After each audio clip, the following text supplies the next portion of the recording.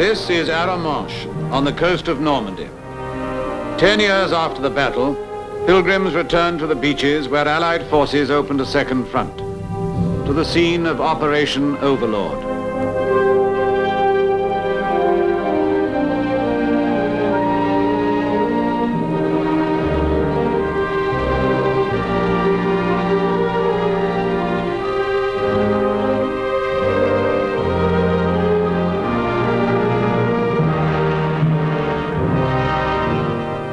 On D-Day plus 10 years, memory is turning into history.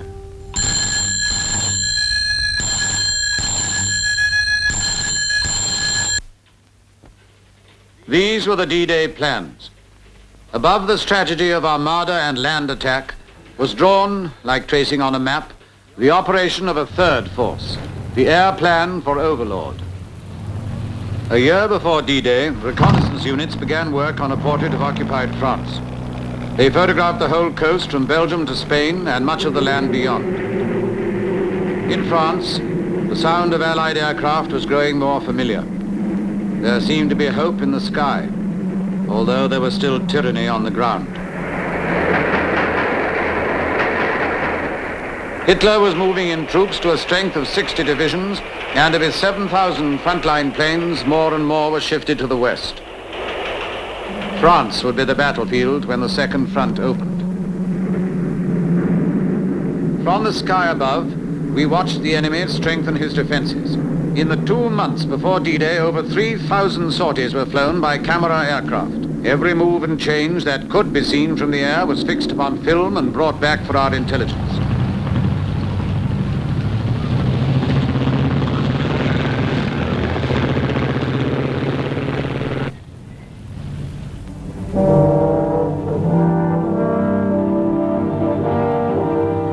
Allied air forces flew other missions after the sun went down. And we were where French had a special part to play. What couldn't be seen from overhead was discovered by underground means, by our French resistance movement. By night, we flew in agents and equipment from Britain.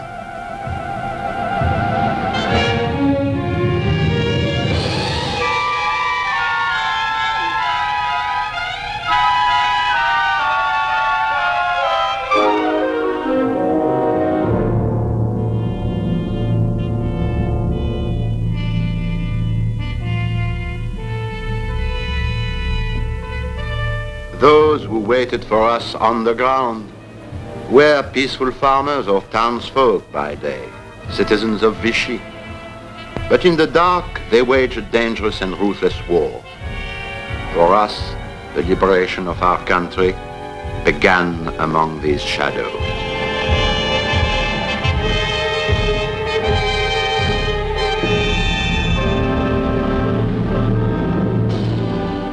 The Allied Expeditionary Air Force began their attack. By April, the air commander was operating 700 bombers and 2,000 fighters over France.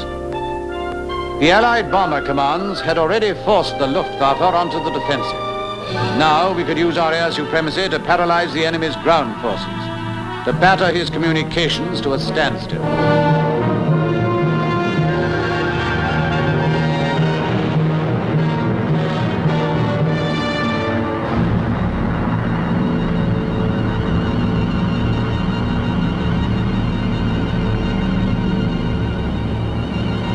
By the spring of '44, our bombs had torn a line of destruction across the roads and railways leading into Normandy, and had sealed off the battlefield before our first troops landed.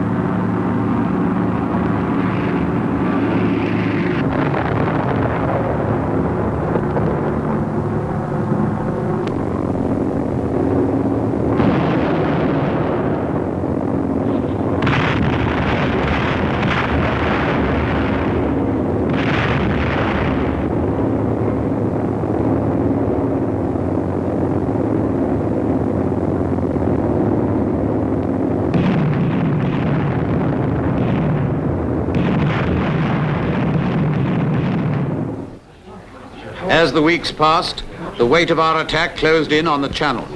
Heavy guns guarded every mile of Hitler's Atlantic wall, and radar stations stood along the whole French coast to give warning of our approach. These were next on our list.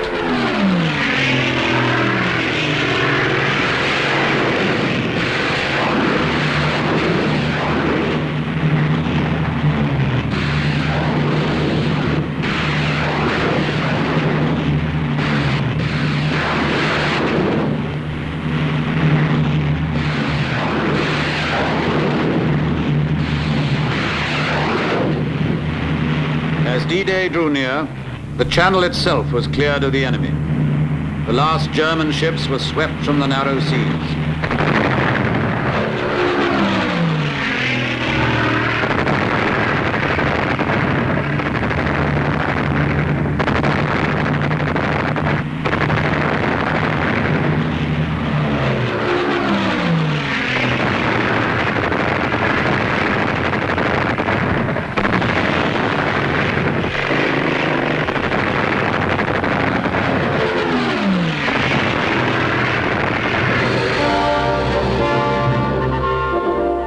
Until the landings began, our air bombardment covered the whole Channel coast, for the enemy must not know what beaches we had chosen for the assault. Nothing could hide our intention, but at least the time and place could be kept secret behind a cannonade of bombs.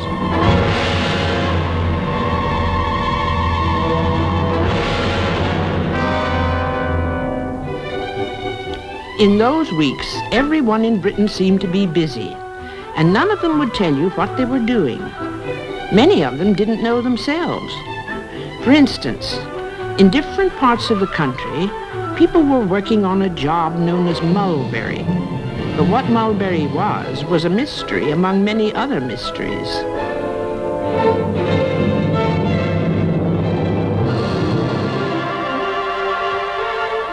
As more and more of our boys came in from the States, they were absorbed into this great secret business. Like the rest of us, they knew what was to happen, but they didn't know how or where or when. Only a handful of the top brass knew all the answers. Montgomery, Tedder, Eisenhower, the supreme commander. Equipment was parked all over the place. Then, one morning, early in June, everything started moving. Every service vehicle in the country seemed to be underway to the south coast, and we knew it was beginning.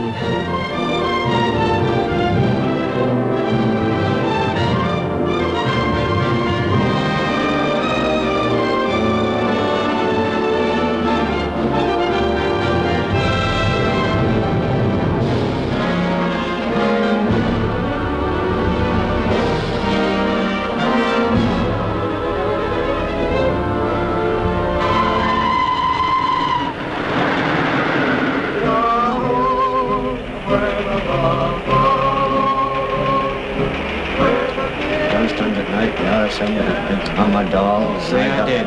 Big electric lamp. He finally won love is heard, a discouraging word.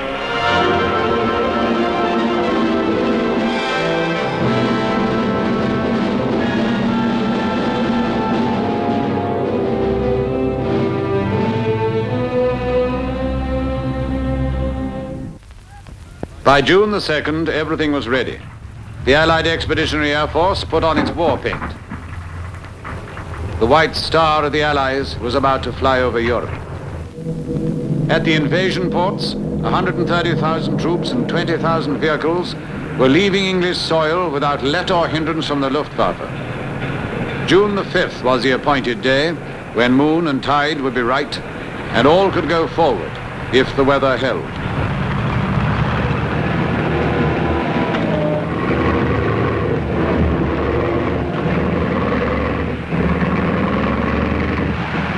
The Armada, fully charged, lay uneasily at anchor as time ticked by. Now all hung on the decision of one man. On June the 3rd, Eisenhower, warned of bad weather, postponed the sailing for 24 hours. The ships, the planes, the soldiers waited.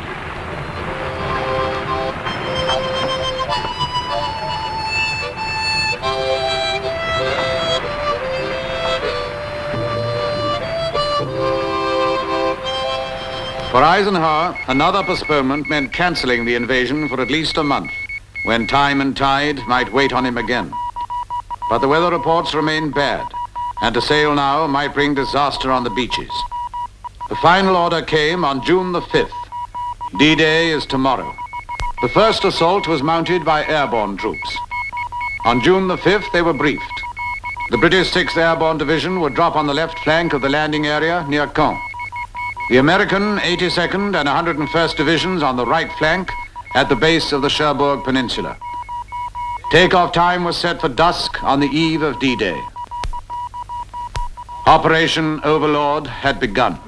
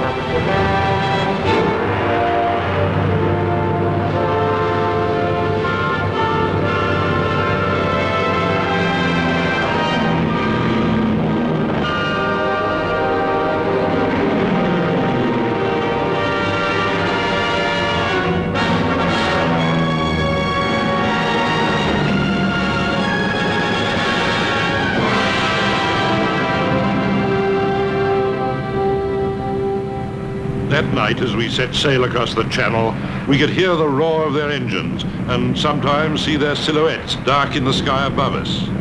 The sea was rough, the wind cold, the hours eternity. But the order of the day still sounded in our ears. To us is given the honor of striking a blow for freedom which will live in history, and in the better days that lie ahead, men will speak with pride of our doings. Let us pray that the Lord, mighty in battle, will go forth with our armies, and that his special providence will aid us in the struggle. Let us go forward to victory. Further north, aircraft of Bomber Command were orbiting above a Phantom fleet in the Straits of Dover. To make the Germans believe our attack lay there, they circled all night, dropping clouds of tinfoil, which registered as an armada approaching Calais on the German radar screens. The enemy's radar along the Normandy coast lay broken, recording nothing. And they first knew our fleet's position when they saw it in the morning.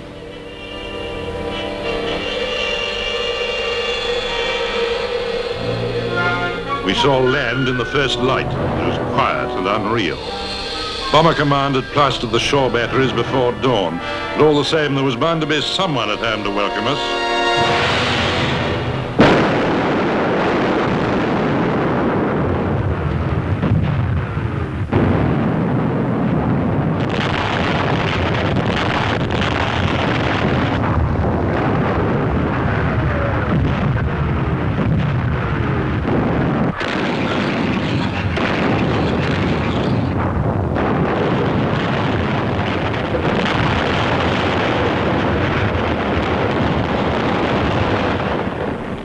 The Navy engaged the remaining coastal guns. Shells, bombs, rockets were loosed against the beaches, and our landing craft moved into the assault. Our fighters gave continuous cover, but the Luftwaffe never appeared. Our only air losses were from shore-based flak. As we approached the beaches, our fighter bombers flew in to give close support, erected by control ships to their targets. It was a long, rough ride in the assault craft. It got worse as it went on. Then we hit the beach, and we were there.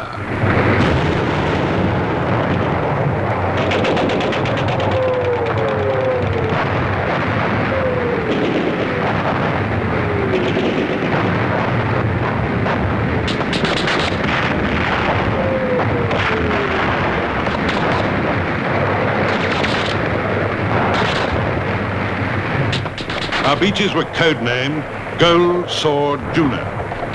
We attacked with 1 Canadian, 2 British divisions. Away to our right, 3 American divisions were fighting their way ashore on beachheads Utah and Omaha. The battle spread 50 miles along the Normandy coast. Everywhere we met resistance. We'd have made a wonderful target for the Luftwaffe, but the Luftwaffe had been pushed out of the sky. In a few hours, we had a firm footing ashore. We were tired, we were cold, we were under heavy fire, but we were back in France.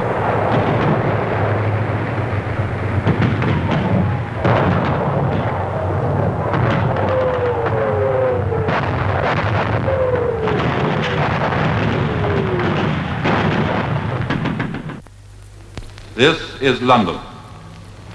London calling in the home, overseas and European services of the BBC and through United Nations Radio Mediterranean. And this is John Snagg speaking. Supreme Headquarters, Allied Expeditionary Force, have just issued communique number 1, and in a few seconds I will read it to you.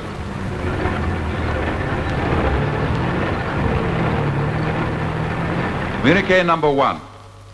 Under the command of General Eisenhower, Allied naval forces, supported by strong air forces, began landing Allied armies this morning on the northern coast of France. This ends the reading of communique number 1 from Supreme Headquarters, Allied Expeditionary Force. Before D-Day ended, reinforcements took off from Britain to support the airborne troops who had been fighting for hours against German pressure on our flanks in Normandy.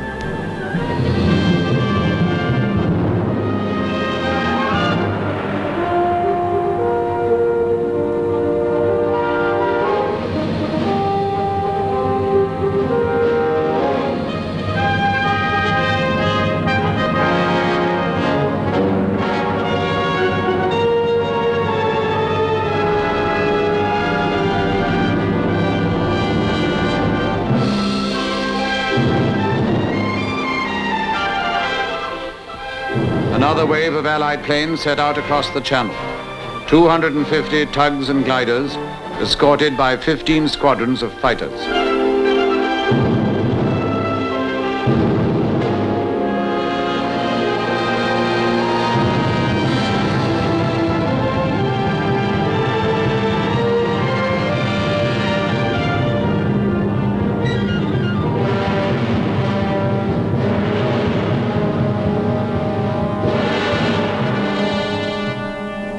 By the time the gliders landed, a considerable battle had developed around the 6th Airborne Division's bridgehead north of Caen. Our paratroops were faced with heavy counterattacks by the 21st Panzer Division, the only German armor to appear on D-Day. Within a day of our landing, all 3 British beachheads were linked, and the Second Army held a continuous front. Within a few hours of the landings, work began on the Mulberry Harbour at Arramosh, and by June the 19th, the new port was in service. Its prime mover, Winston Churchill, had joined the expeditionary force by then to see for himself the result of years of effort. On D-Day +10, the King of England set foot in France. And as this news went round the world, the heads of state and heads of services reviewed their plans for the next phase of the war. A foothold in Normandy was not enough. Before the campaign of France could roll forward, bases had to be built for the whole tactical air force. Squadron after squadron left England for Europe. Among them, the Lorraine Squadron of the Fighting French. For 4 years we have served in exile, in the Middle East, in North Africa, in Britain. Now we are going home. We are going to finish the battle where it began in 1940, in the sky above France.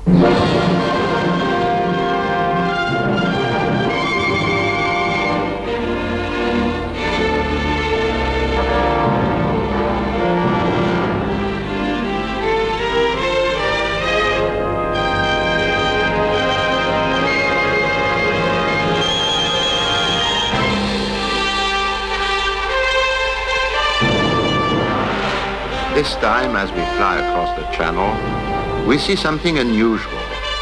The British call it Pluto, the pipeline under the ocean. It will bring us oil and petrol when we are based again in France.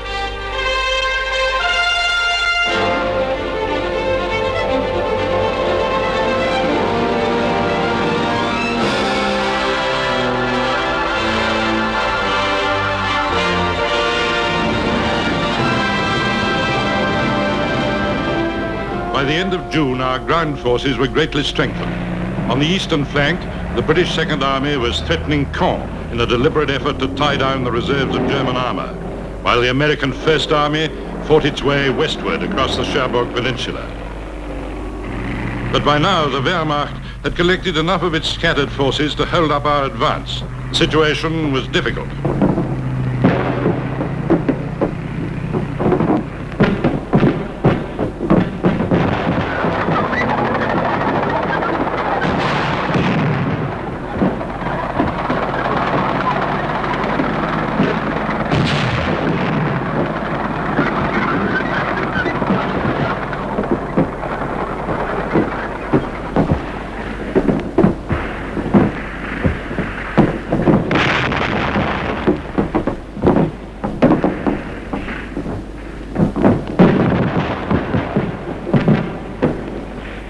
Advance no further. We were bogged down in the bocage country, all woods and little fields and thick hedges. The weather was still against us. It held up our reinforcements and supplies and limited our air support. We had to sit down and slug it out with mortars and field artillery.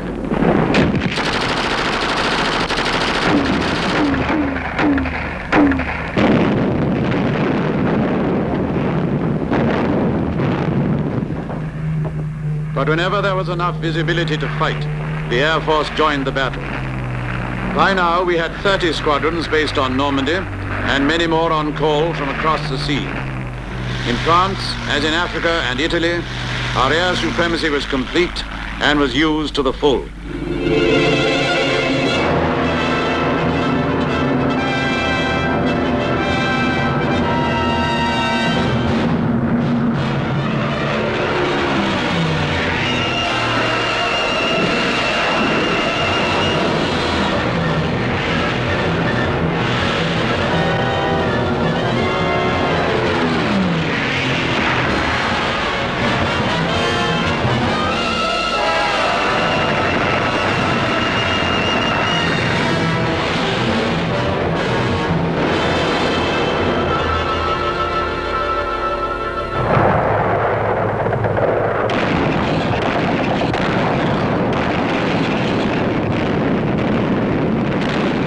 By July, the British 8th Corps had struck out and established a salient south of Caen.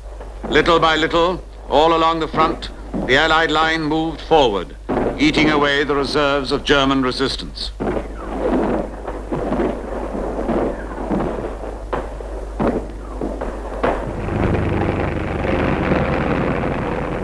Little by little, the Germans are giving up France. This is only the beginning of another campaign which must be fought across our country, but this time the battle is going the right way, not without pain and death, not without desolation and destruction. But the Germans have a debt to pay, and they are paying it now. This is the price of liberation and the price of oppression.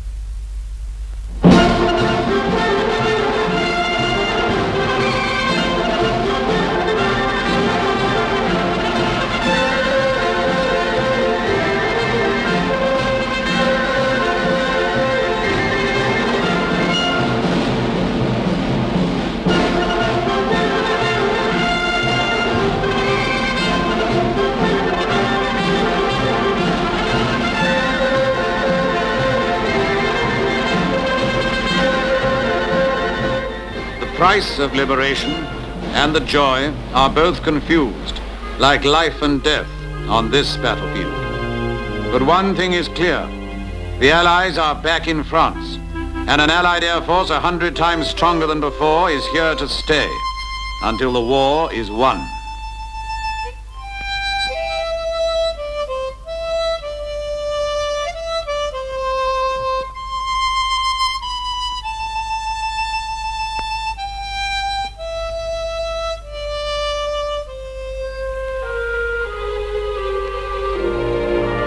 The gliders are empty. The beaches clear.